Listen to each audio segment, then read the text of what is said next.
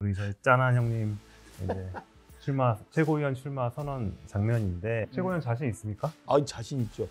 문제는 이제 수석 최고냐 아니냐 이제 이게 관건일 것 같아서 더 열심히 해야 될 것 같고 정말 어제 또 그게 뉴스에서 아마 좀 다뤄질 것 같은데 안철수 후보가 제가 기자회견 하는데 와서 서 있었어요. 아니면은 어떻게 오신 거예요? 4시에 제가 기자회견을 내고 했는데 3시 좀 넘어서 문자로 뛰고 오시더라고.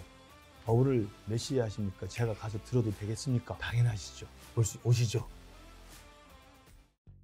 앞에서 하는 얘기보다 뒤에서 하는 얘기가 더 솔직하고 재밌다. 법정모독 커튼콜 시작합니다. 오늘도 저희 짠한 큰형 김문식 경남대 교수님 오셨습니다. 안녕하세요. 짠짠. 김철근 개혁신당 사무총장님 오셨습니다. 예, 안녕하십니까. 짠하다고 그러는데 또 짠짠한 거 그건 좋은 뜻이네. 아니 근데 형은 좀 나아지겠어 보니까 뭐 그치? 최고위원 출마도 하고 짠한 거 좀 벗어날 것 같은데. 근데 기타금 마련해지고 더 짠해졌어 지금 마련. 아니 그러니까 기타금 방송 몇 번 출연했고 그거 가능하겠어? 안 되지. 아니 저희 우리 법정모독 커튼콜에 이제 댓글 보면은 형 지지하시는 분이 굉장히 많아요. 그러니까요. 저 아무튼 여기다가 저 후원의 계좌를 써서 올릴 수는 없으나 후원을 하는 것은 한국 정치를 발전시키는 여러분의 참여입니다. 훌륭합니다. 자, 바로 뭐가 또 있나요? 네. 시작부터 준비된 멘트를 못했어. 짜잔. 이게 바로 이제 어제 저희 이제 녹화일 기준으로 어제 이제 우리 저희 짠한 형님 이제 최고위원 출마 선언 장면인데. 어떻게 선언하는 사진도 짠해 보이냐?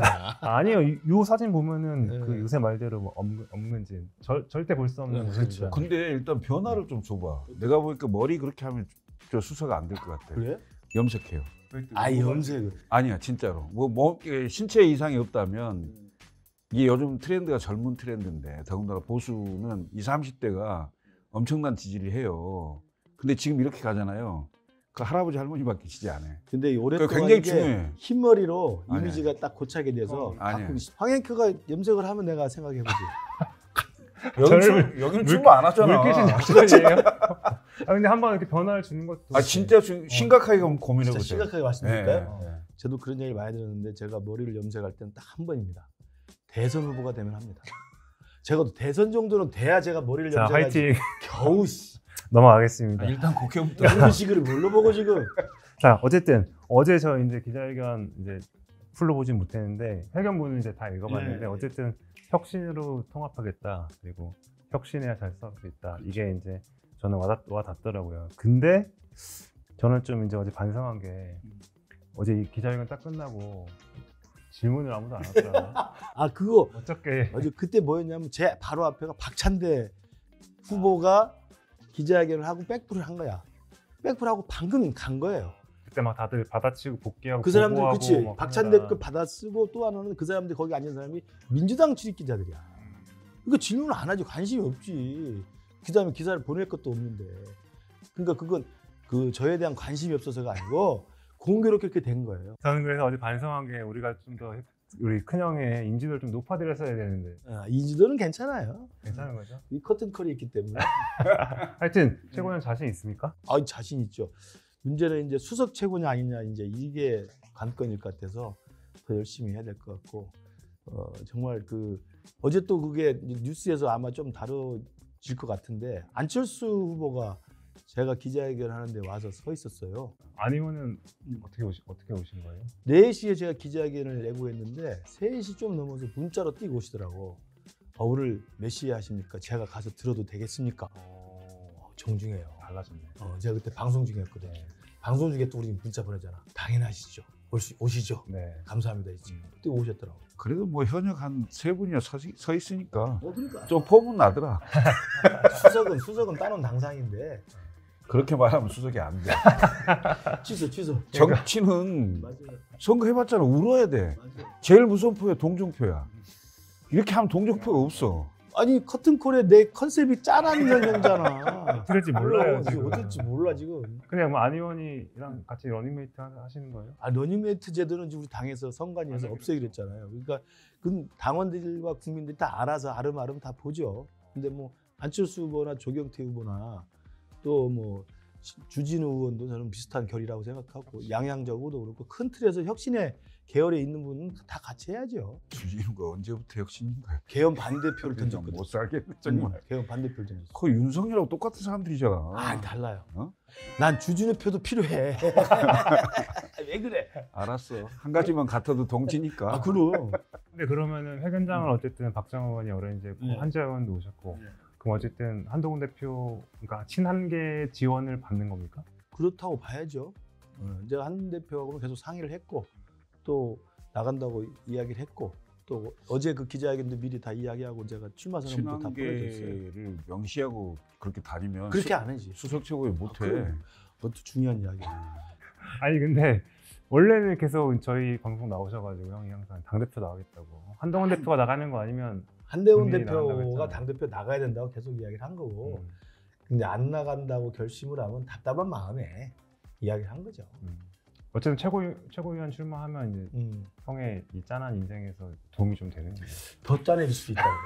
근데 왜냐하면 자칫 잘못하면 큰일 나. 수석 최고로 자꾸 수석 얘기하는데. 아 그러니까 자꾸 수원 얘기했는데 안 될 수도 있는 거 아니에요?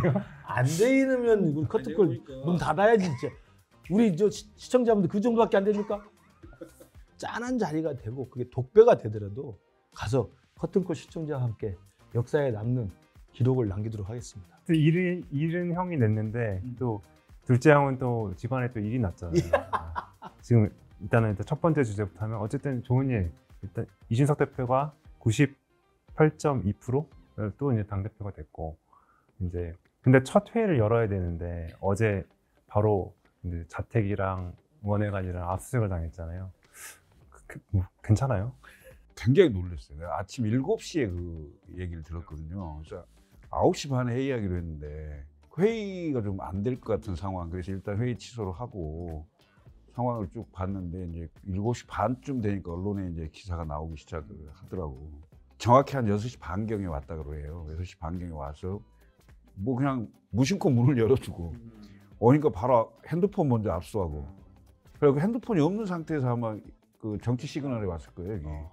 근데 예정된 방송은 있었고 그래서 8시 반에 이게 방송 그러니까 압수수색은 전혀 사정고지 없이 그냥 치고 들어오는구나. 압수수색 대상이 5군데인데 그 상계동 집, 동탄 집, 국회의원회관, 그 다음에 그 화성 지역구 사무실, 그 다음에 차. 그래서 이 5군데 압수수색 영장을 내가 봤거든요. 어제 내가 9시 조금 넘어서 의원회관을 갔어요. 의원회관 갔더니 뭐 이미 검사와 수사관들이 아침 8시에 국회를 왔대요. 와서 압수수색 그 얘기를 하니 국회는 절차가 있어요. 그렇지. 의장의 허가를 받아야 돼요. 의장이 어제 의장이 안 계셨어요. 그래서 부의장의 허가를 받아서 결국 압수수색이 시작된 게 10시 40분. 10시 40분경부터 압수수색이 시작이 됐는데 의원실 전체를 다 터는 거야. 의원 방만 터는 게 아니고. 그러니까 기본적으로 이제 그 컴퓨터 다 하는 거고 그다음에 이제 다 기타 물건들 쫙 다 보는 거잖아요. 저도 한 1시간 넘게 그 현장에 같이 있다가 나왔는데 밤 9시 넘어서 끝났다더라고요. 근데 그렇게 많이 시간을 소요하면서 뭐 그게 이제 뭐냐면 그 압수 물품이 딱 한정이 돼 있잖아요. 그다음에 정확히 특정이 돼 있죠. 그러니까 2022년 국회의원 재보궐선거와 그다음에 2022년 6월 1일 지방선거, 지방선거 관련된 회의록 뭐 이런 거 다. 그다음에 참고로 2024년 그렇지. 총선 그 관련 내용 이게 명시가 돼 있어요. 그런데 내가 보기에는 이분들이 완전히 헛발질한 거지. 이 모든 회의록은 다 당에 있어. 그때 당시 국민의힘. 국민의힘 당에 있지. 당 대표를 했지만 그걸 가지고 나올 수도 없고 그렇지. 사본 아예 없고. 사본을 뭐하러 가는 거냐고. 그럼 가지고 다니는 의미가 없는 거잖아요. 그러니까 이건 이준석을 욕보이기 위한 망신 주기 위한 완전 쇼잉이다. 그 이상도 그 이하도 아니다. 더군다나 전당대회 날 이재명 대통령이 화환을 쫙 보냈더라고. 그다음에 정무비서관이 왔어요. 축하한다고. 아니 정무비서관이 올 정도고 그다음에 보통 다 아시겠지만 국회의원이나 차관급 이상 고위공직자에 대해서 뭐 수사를 개시하거나 압수수색을 할 때는 대통령에 다 보고를 해요. 이미 알고 있었을 거로 보여져요. 다음 날 이렇게 두 가지 얼굴을 한꺼번에 보여줄 수 있나 이런 생각이 딱 들더라고요. 어제 아침 6시 반경에 왔으면 그 전에 그 압수수색 영장을 발부받은 거잖아요. 그럼 신청은 훨씬 그 전에 했을 거 아니에요.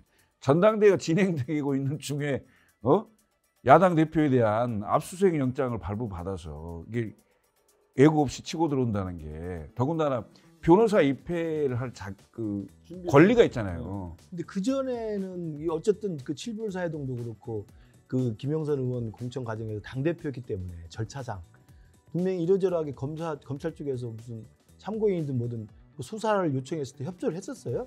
당연히요. 이미. 아 그럼요.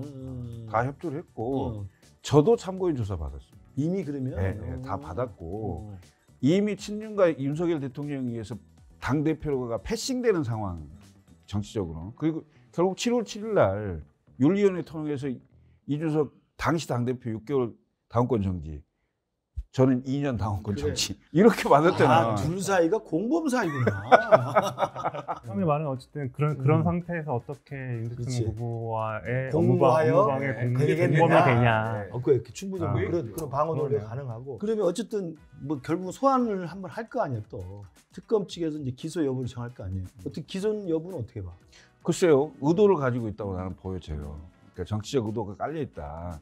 우선 시기상으로 전당대회 직후라는 것 때문에 우리 개혁신당한테는 굉장히 큰 상처일 수도 있고 완전히 길을 꺾는 것 같은 이런 느낌인데 결국은 지금 국정운영을 하는데 외교 참사라고 해서 뭐 미국과의 관계도 잘 해결이 안 되고 그다음에 무슨 뭐 갑질 의원들이 강선우뿐만이 아니고 막 나오고 있고 이걸 좀 덮을 필요가 있지 않겠나 이른바 국면 전환용으로 그런 생각이 좀 들고 중장기적으로 보면 민주당 내에 차기 후보군들이 눈에 잘 보이지도 않아요. 물론 집권 초기이긴 하지만 근데 보수 쪽으로 보면 젊은 지도자 중에 한 명에 뭔가 이대로 두면 좀 불편할 수도 있겠다는 생각을 하는 거죠. 그래서 그 다목적으로 꺼낸 게 아니냐 이런 생각이 드는 거예요. 결국은 뭐 이재명도 사실은 뭐 5개 재판 받다가 지금 대통령도 되고 그러잖아요. 그러니까 사실 뭐 큰 뭐 이렇게 의기소침하지 말고. 그러니까 어제 내가 그랬어. 대통령이 되긴 될 모양이다. 다음 주제가 이제 국민의힘 전당대회 얘기로 넘어가려고 했는데 오늘도 이제 준비한 게 있어요. 이거 좀 한번 또 있어? 각자 좀 들어주세요. 각자. 이거? 이거? 들어주세요. 이거. 진짜? 빼는 요즘에 또 새로운 아 이거 뭐야? 어머. 와우. 많다. 와. 이야 이런 참신한 또. 운명. 이야 우리 커튼콜 제작진 정말 날로 진화한다. 근데 왜 이 두 명은 빨간색이고 베타화면이 여기는 파란색이야? 말 그대로 이제 혁신파와 이제 여기는 이제 친윤, 이제 안정파 이건 중간. 이 구도는 확실히 정해졌잖아요. 그렇죠. 이제 물론 여기 양양자 의원이랑 장성민 나올까 근데? 나올 걸. 거기가 제복으로 생겼잖아. 그래서 그렇구나. 구도는 정해졌어요. 근데 과연 어느 쪽이 우세할까? 이쪽이지 당연히. 왜냐 8대 2에다가 직전에 대선 후보에서 인지도 측면도 있고 그다음에 그 당원들 있잖아요. 이 당원들이 훨씬 더 많이 차지하고 있고 언더 찐윤이라고 하는 사람들이 기본적으로 지금 17개 그 시도당 위원장들 선출을 다 했어요. 근데 거의 대부분 언더 찐윤들이 다 시도당 위원장이 됐어요. 그래서 지방 조직을 다 거의 좌지우지하고 있고 국회의원들이 당원들에 대한 영향력이 가장 큰데 그분들이 결국 일로 할 거거든요. 그러면은 이 말 나온 김에 냉정하게 얘기해서 근시경 될 것 같아, 안 될 것 같아? 최고위원은 되겠지. 왜냐하면 이쪽이 표도 있으니까 1인 2표거든. 근데 수석이 돼 안 돼? 그건 쉽지 않아. 뭔가 자문 모드인데 갑자기. 아까 내가 나경원 의원하고 통화하는 거 봤지. 우리는 최대한 수석이 되기 위해서 당내 통합을 또 아우르기 위해서 장동혁하고 김문수 아니면 우리 다 같이 간다니까. 그 형님 보시기에는 뭐 당연히 이 혁신파, 쇄신파가 아니 그러니까 지금 뭐 간혹 여론조사가 나오는데 여론조사를 보면 이쪽이 유리한 걸로 나와요. 그러니까 이쪽은 아직 결집이 좀 덜 되고 있는 상황이고 그래서 지금의 판세나 여론조사 수치를 보면 저쪽이 우세하다는 게 일반적인 관측인데 이제 저가 우리 당에서 느끼는 그 분위기나 우리 밑바닥 당원들의 당심 분위기를 보면 이쪽이 잘만 하면 해볼 만하다라는 생각을 하는 게 첫 번째가 지금 나오고 있는 여론조사가 약간 왜곡된 측면이 있어요. 대선 패배 이후에 우리 당이 지금 혁신을 하지 못하고 이렇게 개판을 치고 있는 상황에서 우리 당의 당원들이나 우리 당을 지지하는 사람이 일단 모든 걸 자포자기를 해버렸어요. 그래서 전화를 응답을 안 하고 그리고 전화 응답을 설사 하더라도 일단 물어보면 어느 당을 지지합니까 물어보잖아요. 그분들이 국민의힘 지지라고 안 해. 창피해. 그냥 무당층이 돼버려요. 아니면 끊거나. 그래서 지금 국민의힘 지지층으로 하면 뭐 장동혁하고 김문수가 앞서가는 것처럼 보이지만 그건 굉장히 소수가 결집된 과표집된 그라는 저는 생각을 좀 해요. 그렇기 때문에 아직은 이쪽 쇄신파를 지지하는 당원들의 마음은 지금 잠잠하게 지금 남아 있다. 근데 지금 여론조사에 지금 표집은 안 되는 거라는 생각이 들고. 희망 섞인 그러니까 희망 섞인 거지. 당연히. 희망 섞이고 기대하는 건데 그걸 냉정한 현실로 받아들여야 돼. 아니야. 그러고 나서 출발해야지. 자꾸 기대만 갖고 이상한 방향으로 가면 안 된다니까. 머리 염색할게. 두 번째로는 이게 지금 이 구도가 어떻게 될지 모르잖아요. 이게 지금 일단 여기서 4명을 추릴 거고 4명을 추리면 뭐 토론회, 방송 토론회도 하고 그 사이에 또 이러저러한 논란거리나 이슈가 막 생길 거예요. 저는 이런 분들 같은 경우는 사고를 많이 칠 거라고 봐요. 전환기를 유시로 한 부정선거 세력과 윤어게인 세력들은 목소리만 크지 사실상 당내 우리 당원들의 분포로 보면 제가 볼 때 과대 포장돼 있다는 생각을 해요. 그러니까 해볼 만하다. 두 분이 이제 뭐 하여튼 연대 단일화 한다면 어느 쪽으로 가능성이 높을까요? 아직까지 두 분이 지금 단일화 합의를 못 하고 있어요. 어제 제 기자회견 할 때 안철수 대표가 왔잖아요. 그 이야기는 제가 이제 친한교로 분류되는데 맞다는 이야기는 연대를 해야 되겠다는 나름대로의 필요성을 느끼는 거죠. 물론 저하고 개인적인 옛날 인연도 있긴 하지만 그리고 이제 조경태 후보는 뭐 당연히 단일화를 하자고 했기 때문에 4강에서 결선 투표 갈지 안 갈지를 정하는 상황이면 한동훈 대표가 출마를 안 하더라도 쇄신파에 힘을 실어주기 위해서 일정한 정도의 저는 정치적 거중 역할을 하는 게 필요하다고 봅니다. 결국은 자연스럽게 그 결선 투표가 불가피할 거라고 봐요. 4명 중에 1명이 과반 넘기가 쉽지 않을 거예요. 지금 구조로 보면. 그러면 자연스럽게 양측이 다 단일화되는 거지. 주진 의원이 예상 외로 또 출마를 해서 약간 다들 갑자기 왜 출마하신 거냐 약간. 제가 보기에는 주진우 의원이 특별히 지금 뭐 그 초선 의원으로서 막 왕성한 활동을 많이 했던 분도 아니고 최근에 그 장관들 인사청문회 때 약간 그런 거 정도 있었는데 뭐 그 정도를 가지고 나와서 봉이 되겠다 이런 것도 아닌 것 같은데 왜 그랬을까? 결국은 특검이 본인한테도 다가온다는 것 때문에 내가 당권 주자였는데 당권 주자의 현역 의원인데 나를 불러? 뭐 이렇게 해서 좀 외봉을 피하려고 하는 게 아니냐 그런 냄새가 많이 나요. 그건 이제 우리 당을 망했다고 단정해버리는 개혁신당 유의 생각이고 제가 주진 의원을 이렇게 옆에서 보면 그 법률비서관 그때 직을 맡고 있었잖아요. 그러면 당시 최장병 상황에서 대통령이 경로에서 이거 다 회수해. 아니야 임마 이렇게 해서 전화를 하면 법률비서관한테 전화할 거 아니에요.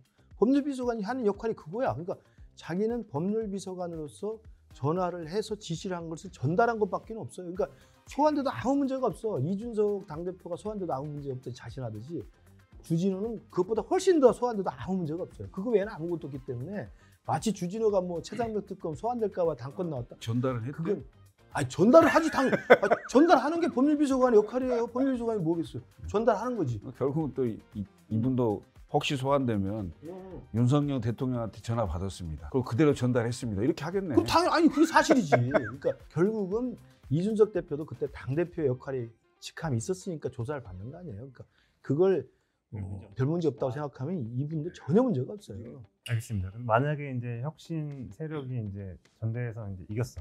근데 그렇다고 해서 과연 혁신이 가능할까? 이게 또 의문이에요. 왜냐면 어쨌든 주류 세력은 어쨌든 친윤, 언더친윤 뭐 이런 분들이니까 어떻게 생각? 저는 뭐 이미 망했다고 그러니까. 왜 그러냐면 구조가 그래요. 지금 현역 의원 107명 중에 과반이 넘는 한 60명 정도가 사실상 언더친윤 또는 그 친윤 카르텔을 아직도 형성하고 있다고 봐야 되거든요. 최근에 있었던 의원들의 투표에서 원내대표가 송원석 원내대표가 됐잖아요. 그러니까 이게 반영을 하는 건데 내년에 예를 들어서 총선이 있는 해다. 그러면 의원들 분포를 좀 바꿀 수 있겠죠. 왜냐하면 당대표나 공관위를 통해서 뭐 험지 출마를 요청한다든지 불출마를 요청한다든지 해서 총선을 통해서 완전히 당내의 세력 균형을 바꿀 수가 있는데 세력 분포를. 지금 내년에 총선이 아니에요.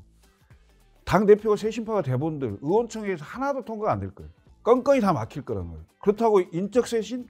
그러면 인적 쇄신 어떻게 할 거예요? 거기 관저 앞에 가서 체포동의안 그러니까 체포동의 막는 의원 45명 다 잘라낼 거예요? 못 자를 거예요. 의원들에 대해서 지금 뭐 압수수색했던 뭐 권성동, 이철규 등등등 이런 분들에 대해서 예를 들면 체포동의안이 넘어왔다. 어떡할 거예요? 체포하라고 해줄 거예요? 뭐 이런 것들이 정치적으로 굉장히 난제예요. 인적 쇄신을 할 수 있냐 없냐 이렇게 자꾸 하시던 분들이 말을 던져서 지금 못하게 돼버렸잖아. 근데 혁신파가 하겠어요? 쇄신파가 당대표가 된 다음에도 지금 우리 김철근 총장이 말한 것처럼 넘어야 할 산이 너무 많죠. 공연히 분열과 계파 싸움을 확대시키는 그런 쇄신이 아니라 그래도 가능한 한 많은 사람들을 설득하고 함께 동참하고 포용할 수 있는 그런 쇄신의 방법과 쇄신의 대상을 딱 정해서 한 발짝 한 발짝 적지만 미약하지만 동의할 수 있는 쇄신의 한 발짝 한 발짝을 걷어 나가면 돼요. 그래서 저는 그런 역할에서 만약에 이분 중에 어떤 한 분이 대표가 된다 제가 수석 최고로서 최대한 잘 보좌를 하도록 하겠습니다. 알겠습니다. 아까 원래 이 질문을 드렸어야 되는데 한동훈 대표 계속 이제 나오셔야 된다고 했는데 안 나오셨잖아요. 약간 좀 실망하신 거 아니에요? 나오라고 계속 했는데 본인이 안 나온다고 결심을 했기 때문에 저의 요청이 받아들이지 않았다는 면에서 실망스럽죠. 만약에 어쨌든 혁신 지도부가 꾸려졌어요. 그러면 한동훈 대표한테도 좀 더 길이 열릴 수 있을까요? 그건 전당대 기간에 한동훈 대표가 바깥에서 어떤 역할을 하느냐가 중요하죠. 그러니까 자기 역할을 하느냐에 따라서 당선에 자기 지분이 있는 거 아니에요. 아까 제가 말한 단일화라든가 그다음에 최고위원 그룹에서도 한동훈 대표랑 같이 했던 사람들이 라인업을 짜가지고 와서 최고위원에 입성을 한다든가 뭐 이러면 이제 나름대로 한동훈 대표 영향력들이 간접적으로 형성이 되죠. 우리 당이 내년 지방선거에 승리하지 못할 거라는 예측들을 많이 하는데 목표를 좀 낮춰서 잡으면 저는 우리 당이 쇄신만 하면 해볼 만하다고 봅니다. 왜냐하면 쇄신이 가장 우선이고 근데 쇄신도 아까 말한 것처럼 당을 뭐 깨거나 뭐 당을 분란을 가중시킨 쇄신이 아니라 모두가 동의하는 그러나 꼭 책임질 사람은 책임지게 하는 그런 쇄신만 한다면 내년 지방선거에도 서울시장하고 부산시장만 우리가 지키면 저는 이긴다고 봅니다. 그 정도면 저는 이길 게임이에요. 그리고 이제 만약에 이제 구주류 이제 친윤파가 승리했을 경우에는 또 이제 지금 걱정되는 게 이제 우경화. 지금 전환길 강사 입당한 뒤로부터 계속 시끌시끌하고 또 주요 이제 후보들도 전환길 TV에 나와서 방송하겠다 그렇죠. 얘기하고 한데 만약에 이렇게 이쪽 이제 친윤 그룹에서 다시 당을 장악하면 당이 어떻게 될까? 그냥 자민련 되는 거예요. TK 자민련. 저도 그건 동의해요. PK도 아니고 TK 자민련. 망했다고 그러는데 그건 동의하지 않지만 이렇게 해서 저렇게 가잖아요. 그러면 그때는 진짜 망하는 거죠. 어떤 선거에 나가도 20% 언저리에 그냥 머무르고 그냥 수도권 전패. 딱 TK 정도 지킬 수 있냐 없냐 이 정도 그것도 위험한 수준으로 가는 거죠. 정당이라는 건 뭐예요? 같은 정치적 입장과 생각을 가진 사람들의 결사체예요. 그래서 그 정당을 엮어서 있는 거 아니에요. 전환길류의 주장을 하는 사람들은 우리 당하고는 같이 할 수 없죠. 같은 생각과 같은 입장을 가진 결사체를 할 수가 없어요. 왜? 계엄이 잘했다고 하고 윤석열 살려내자고 하고 부정선거 조사하자고 하는 사람하고 어떻게 우리 당이 같이 갑니까? 그러니까 우리 당은 사실 같이 할 수가 없어요. 그리고 이렇게 분당되고 개파싸움 나가 분당되고 아니 개파 싸움이라기보다 네. 쇄신과 수구의 대결이죠. 요즘 쇄신과 수구의 또 치열한 논쟁이 있으면 그 결과는 어떻게 될지 이제 두고 봐야죠. 지금부터 이제 물밑 여러 얘기들이 있는데 과연 이대로 민주당 독주 체제, 이재명 독재로 가는 걸 보고 있을 거냐. 근데 국힘 갖고는 안 되는 거 아니냐라고 얘기를 하는 흐름들이 생겨나기 시작했어요. 그래서 저는 연말이나 내년 초에 가면 보수 재건 어떻게 할 거냐라는 얘기들이 굉장히 활발하게 나올 수 있다. 거기서 다시 판짜기가 될 가능성도 있다라고 보여지는 거예요. 그러니까 이게 뭐 분당 이렇게 하는 게 아니고 정계 개편과 보수 재건을 위한 흐름들이 생길 수 있다.